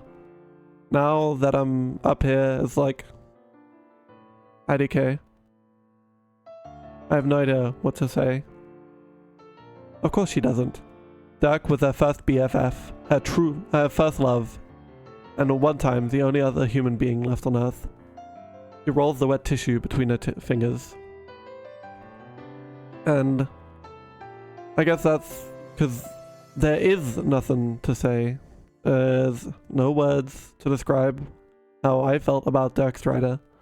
And even though he left a note that had hella words in it, they might as well have been saying nothing. Which is just like Dirk, I guess. To leave us with a load of bullshit and no idea why he did what he did. So, I'm just gonna say that I'm glad that he was in my life and give it over to someone who's way more eloquent than me. Dave gets to his feet, unwinding his fingers from Jade's. He walks to the pulpit with his usual smoothness, but pauses beneath the giant stained glass window to run the heel of his palm under his shades. The camera bulbs start clacking away like crazy. John whirls around in his seat to glare at the reporters, putting a finger to his mouth to shoosh them. He watches a tiny, white carapaced chess guy sheepishly press the flash button on his camera as quietly as possible. It takes Dave a moment to gather himself when he reaches the lectern, but when he speaks, his voice is steady and even.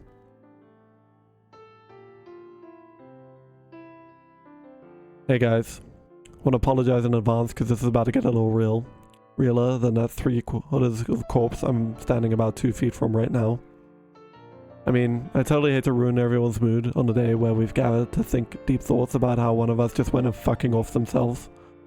Not like we're going to be stumbling through our lives, constantly experiencing intrusive thoughts about a specific event or anything. Hey, remember what a good pal Dirk looked like with no head? Be hard to forget since getting decapitated was like his third favorite hobby. It's not so much the body that's the problem, but the sort of existential realization of finality, I guess. Though I ain't gonna lie, the body's starting to stink. Sorry. All that shit I just said was a load of absolute bull, meant to reflect from the fact that I'm pretty shook about this. I used to do that a lot. Like, basically every time I open my mouth. Most of you know this, but I had a kind of shitty childhood. Not gonna go into the details, but long story short, it was technically my good old bro dad here's fault. Not this specific version of him. The one I grew up with was he was. Dave hesitates. His voice might be cracking, but it's subtle. He was just an absolute bastard, no offense to the dead. Yeah, okay, sure, he taught me a ton of shit that, if we were being generous, was in theory useful, but he didn't give a single solitary shit about raising a well-adjusted kid. Or raising a kid in general. I was more like his disciple, and all that mattered was his grand design or WTF ever. And I know Dirk struggled with, you know, the idea that he could eventually become that kind of person. Or even worse, that he was somehow cosmically fated to become that person no matter what he wanted or did to prevent it. That's probably how he managed to off himself in the first place, considering how the mechanics of God tier works.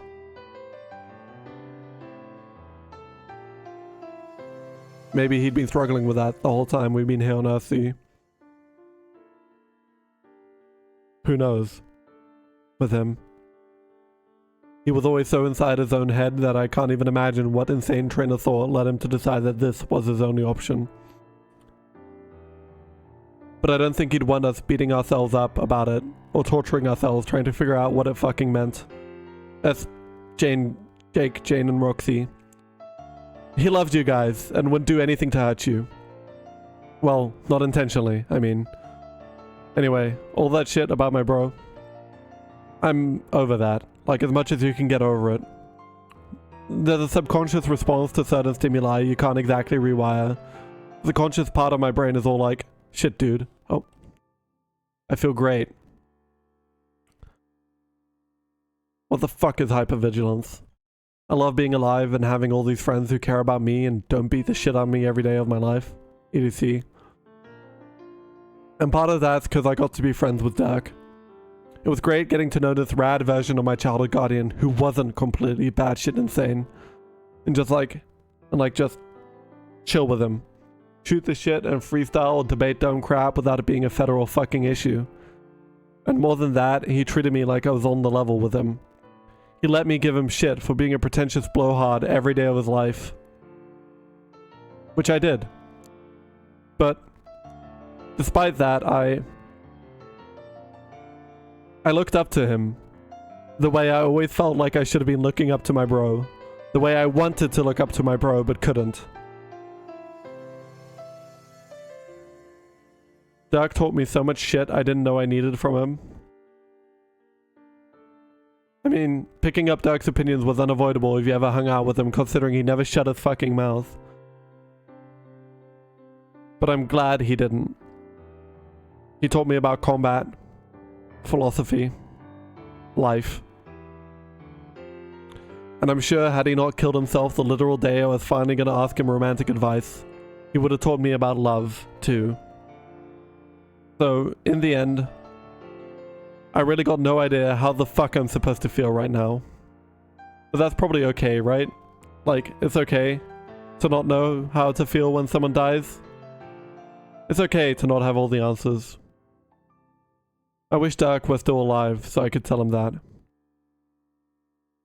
But he's not. So...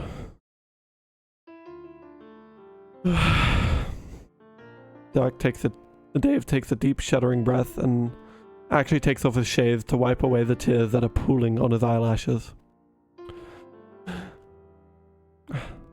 I guess that's all I got to say about that.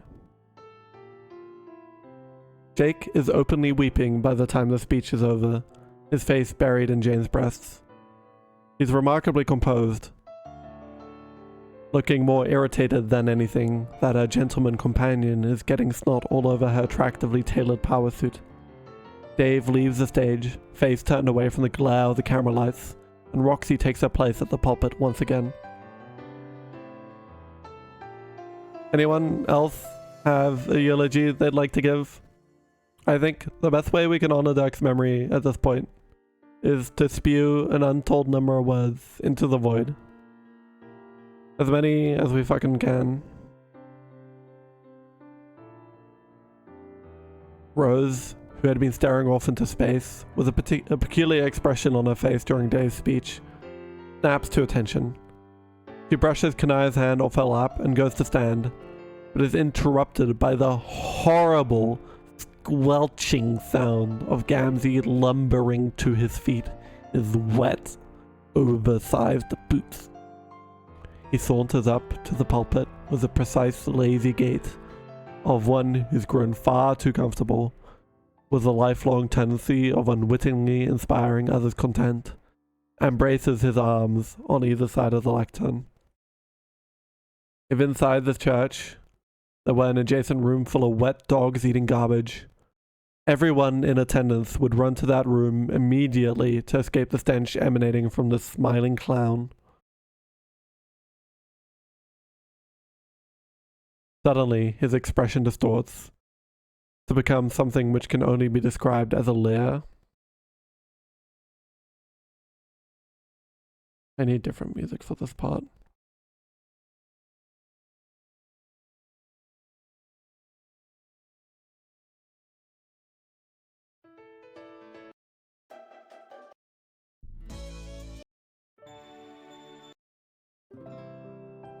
Oh no.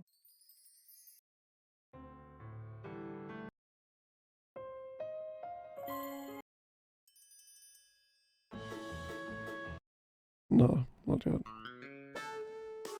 Yeah, sure, what? You know what? We can have this fucking track. Oh god. We need different music to appropriately underscore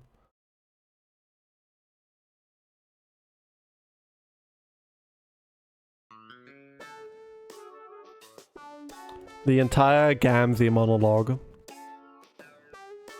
Suddenly, his expression distorts to become something which can only be described as a leer. What's up on this most righteous and frowny of days, my bitches? Oh my god, no one wants to hear anything you have to say, Gamzee. Ha ha ha ha. You still got it, brother. My motherfucker of comedies in the prey walk. That mouthful noise you holler still slaps my mang. Not a fucking joke! Gamzee clears his throat quite loudly and abruptly, sending ear-shattering echoes throughout the church. It sounds like someone just threw a toilet in the wood chipper. Ninjas and gentle hoes, we gather up at the shrine of worship to whatever false idols and messiahs these homies get the devotion on for. But that's okay, because we're motherfucking unified today, no matter what our bad and different beliefs say at us to our piety pans. We come in celebration of the life and death of the one and only, a truly choice piece of man bitch what whom I hardly ever knew, the Duckster. Boo! Then, you might be up and wondering, what place have I got all orating on the subject of the legend of this fine fellow? That's a good question, my mouthful brothers. I may not be all up and learned about his life, but I've got deep spiritual connections to this death. It just so happened that fate brought me to his doorstep on the very day that he went and motherfucking choked it off at the neck. One of the most spiritually awakening moments in my life.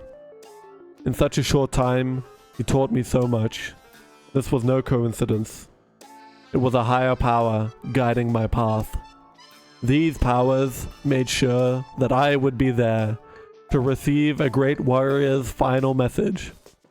I relay it to you on this dark and dreary day of death. Honk.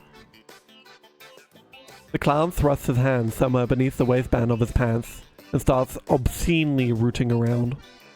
He retrieves a piece of paper, crumpled and soaked from the rain outside, and attempts to smooth it out over the lectern. The wet paper breaks apart immediately between his oafish clown paws. Oh, shiz. I guess I gotta up and wing it. Duck's close friends in the audience look on with anxious anticipation, eager to hear whatever important message Duck had apparently handed down to Gamzee to be passed on. John can't seem to find that optimism himself. Gamzee draws a big fat breath and begins his speech. You ever wake up and sit down to drop a fat one in the load gaper, but your flesh body just ain't ready to go and duke it out yet? Clown's words hang heavily in the air. He scans the crowd, silent for an uncomfortable while, as if his question weren't rhetorical and he were expecting an answer that will never come. That's what life was like for the D-Man. A man born with a purpose, a plan. But the wicked ways of this world stole that away from him. It goes on like this for some time.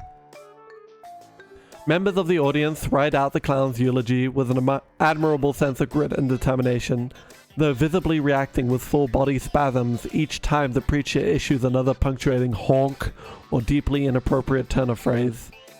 Karkat continues heckling him all throughout, and at one point delivers no less than 30 uninterrupted instances of the phrase, "Fuck you!" Throughout most of the eulogy, Roxy continues attempting to urge the others to settle down and give him a chance, based on the many endorsements she's heard of his spiritual oration skills. But even she gives up on this effort when one especially boisterous honk results in Gamzee knocking over the lectern entirely, which he does not bother to pick up. Instead, he proceeds with his eulogy as if nothing happened, while openly scratching an itch beneath his codpiece. At this point, Dave has had enough and exits the church. Karkat follows him. Gamzee inhales deeply, preparing to launch into what quite possibly will be the full body of his speech, rather than one or two mirthfully concluding remarks. Roxy stands up and begins clapping loudly to bring an heroic end to the elocutionary horror show.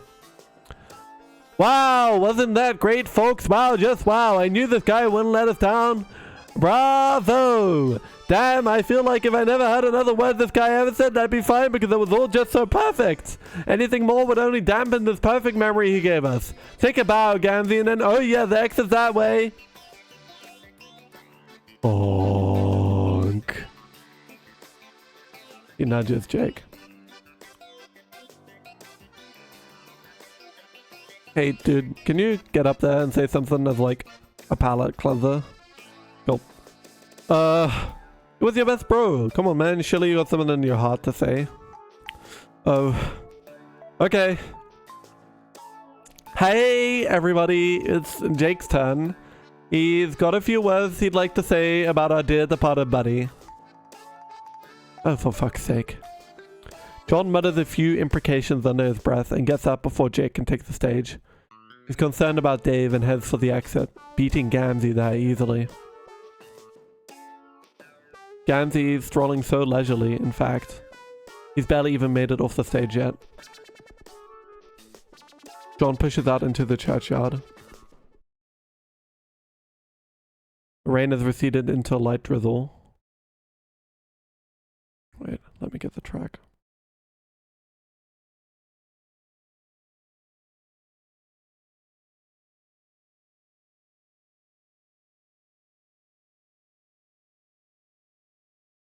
This one, I think.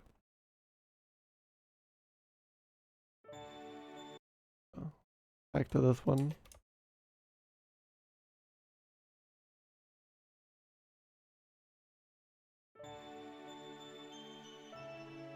The rain has receded into light drizzle, which is nice. Much less like being trapped in a high-pressure shower and more like being sprayed with a plant mister. He looks around the largely decorative graveyard and spots Dave and Karkat huddled together beneath an eave of the churchyard walls. John begins to move towards them, but stops when he notices how close together they're standing. Dave's got his suit jacket unbuttoned and pulled over Karkat's head to shield him from the rain. Karkat's the one talking, his caterpillar eyebrows furrowed, but his gaze soft. Whatever he's saying makes Dave turn his face away. But Karkat winds a hand in his shirt and tugs him in, forces him to make eye contact. They both go still, seeming to finally realize how close their faces have gotten, how Karkat's fingers are brushing down the length of Dave's torso. Dave dips down so that their noses are bumping. Karkat's eyes are so wide, it's amazing they don't pop out. For a moment, it looks like they're going to John sneezes. Dave and Karkat jump apart like opposing magnets. Dave and oh, sorry. Oops. Hi guys. John waves dopily and hopes that he doesn't look as buffoonish and mortified as he feels. Dave and Karkat are still staring at each other from the corners of their eyes, warily. Something silent and tense passes between them. They make a quick recovery. Hey. I see that even you couldn't bear Gamzee's asinine, brutal, and 100% non-consensual assault on your listen creators, and also the basic decency which sapient beings apparently owe to one another on this planet. No, actually, I listened to the entire thing. I have no idea why I did that. Now I have this whole memory in my head that I could have definitely lived without. I was just worried, because you didn't come back. Dave? Are you okay? Dave glances at Karkat again. He smiles. It's a sad smile, but it's there. Yeah, well, no. But it's okay to not be okay about the specific thing, I think. So for once, I think I'm having like a totally unironically normal emotional reaction to a thing. Loops around back to being okay. In fact, I'm probably the okayest I've ever been objectively. Are you sure? That it was 100 words to express a 3-letter sentiment. I say he's doing fine. Huh. Because I was thinking...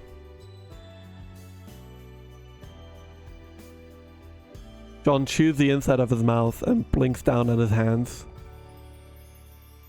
Now that he's paused to think a little, what he's about to offer is a pretty weird way to console a friend after the death of a loved one. Do you want me to go back? Dave quirks an eyebrow. Go back? With my retcon powers, I could go back and stop him. Dude, Dave says at the same time that Karkat shouts, John! What? Do you not have an inch of goddamn sense in that thick fucking skull of yours? What? John, come on, what are my powers? Time travel? So you don't think I would have already done that if I thought it was a good idea? Well, okay, yeah, obviously. But if you did do it, we wouldn't even know right now because it would have just made a new timeline where Duck didn't kill himself. That's how time travel works, right? Well, actually. Dave makes a wavy hand gesture that implies he's about to jump into a rant about causality or whatever. John cuts him off. But if I retcon it, then it's like it never even happened. We wouldn't have had this horrible funeral at all. I don't know, dude, that's a little fucked up actually. You think so? Yeah. Duck was a complicated guy.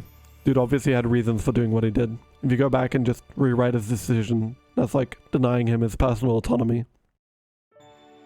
Huh. I didn't think about it that way. John frowns. Dave opens his mouth to say something else, but he's cut off by Jade poking her head out of the church window. Dave!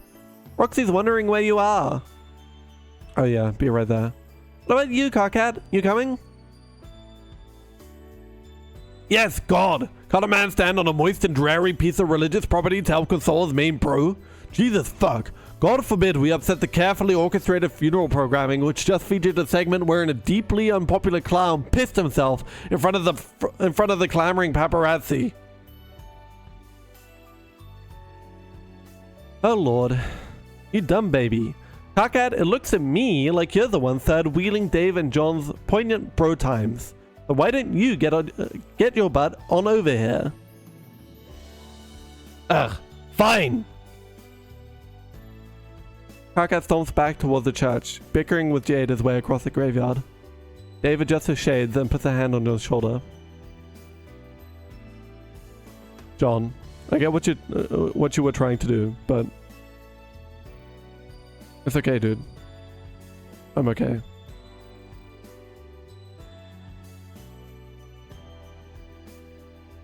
John nods, swallowing hard.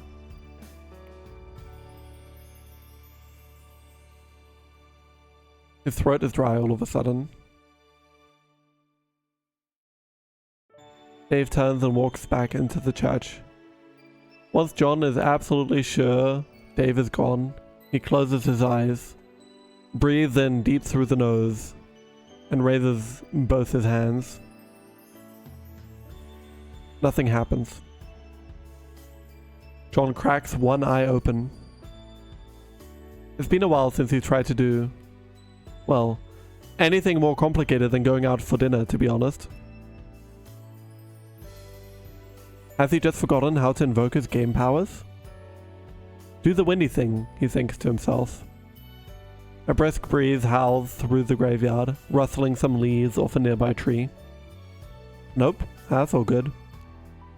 Do the retcon thing? He thinks much harder than he thought about doing the last thing. Still nothing. That's weird. It was working just the other day. He stares at his hands so hard that his head starts to hurt. So hard that he doesn't hear the footsteps sloshing through the wet grass behind him. When Roxy taps him on the shoulder, he yelps and shoots 6 feet up into the air. LMAO, John, it's just me. John spins around to greet her. He hides his hands behind his back like he was doing something bad with them, which he guesses he was, kind of. Roxy shields her eyes against the rain and laughs. Doing okay up there, B? I'm fine. Wait, B? John lands softly, close enough to Roxy that she can slide a hand up his arm. Yeah, like, short for babe? Cause you're my babe, B? Oh. Haha. Right. John feels himself flush and runs an awkward hand through his hair.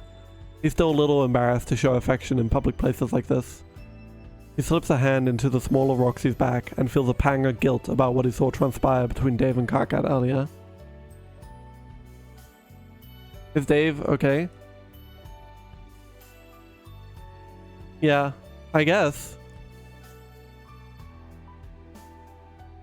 Are you okay? Yeah. Her gaze gets distant as she stares at something over John's shoulder. Whatever she's thinking about, it tugs a soft smile across her face. Yeah. Actually, I'm more than okay. 'Cause I've been thinking. Oh? Roxy starts dancing her fingers up John's chest. About you and me. And this. She bops him on the nose. Hey. John? We should get hitched. John stares at where Roxy's finger is still pressing down on his nose and goes a little cross-eyed as his brain tries to process what she just said. What? What? John, come on, marry me.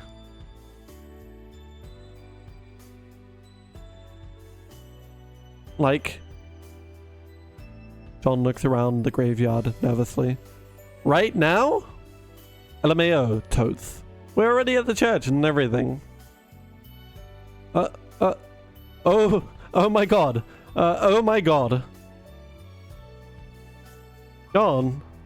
Oh my god, are you serious? Roxy starts laughing so hard she has to wipe away a tear. She leans in to give John a quick, chaste kiss on the lips. No, lol. John, you take everything so literally. It's fucking adorbs. Is that why you want to marry me?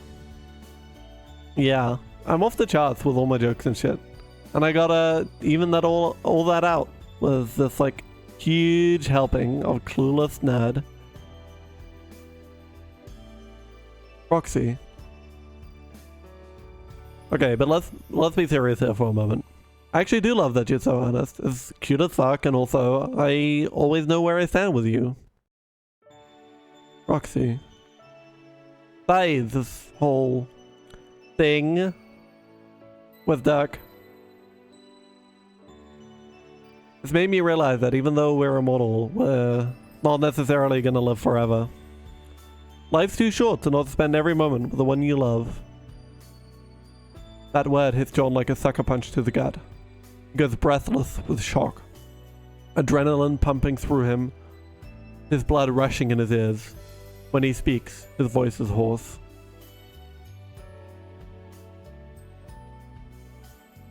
You love me?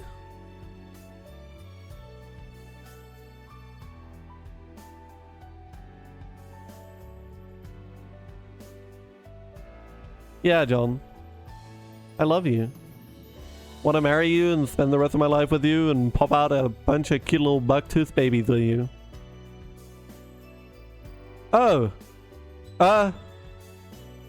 Haha. Wow. Roxy, that's a lot. Well, you don't gotta answer RN. Just know what's on the table. He doesn't know what to think. He so doesn't know what to think that he's spiraling inside his head, shaking all over, damp with sweat. Something about this doesn't feel right. Just a few weeks ago, Roxy was happy with Calliope and now she wants to have his babies? John feels like he's missing something important here. Like he went for a bathroom break during the part of the movie where the plot twist happens. He should give Roxy some time, get himself some space. It all happens so fast that it's suffocating. On the other hand, isn't that how love's supposed to feel? Like a quick plunge into cold water, a feeling that grows unexamined and it gets so big that the realization washes over you like a wave? Roxy's unbearably beautiful, with moisture clinging to her eyelashes and a smile that she's only smiling because of how much she likes him. She likes him so much that she wants to be around him every single day. John's stomach feels like it's doing pirouettes. His hands come up around Roxy's shoulders and keep going until he's cupping her face in both hands. He starts giggling. Okay,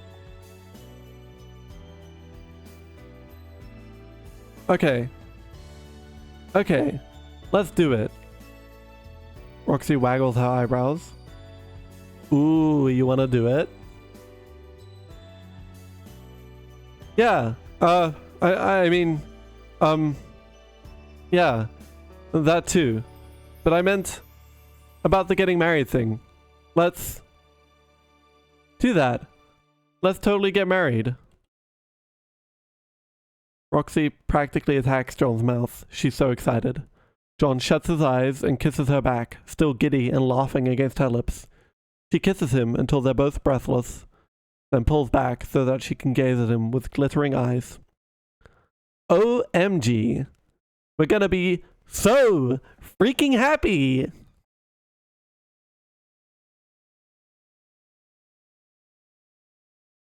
And that is the end of Epilogue 3. I think this is a great place to stop, because I'm somewhat dying. I hope you had... Well, I struggled to say fun time considering the subject matter of today's stream, but I hope you had a not awful time. I hope that the epilogues are entertaining you, even if they're not fun. And I will be here tomorrow with the fighting game tournament.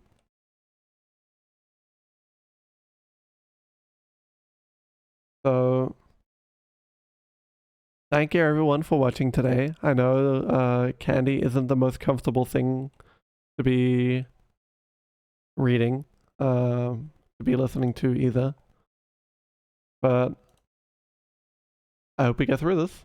And I will see you all for more Homestuck next week. So thank you everyone, and goodbye.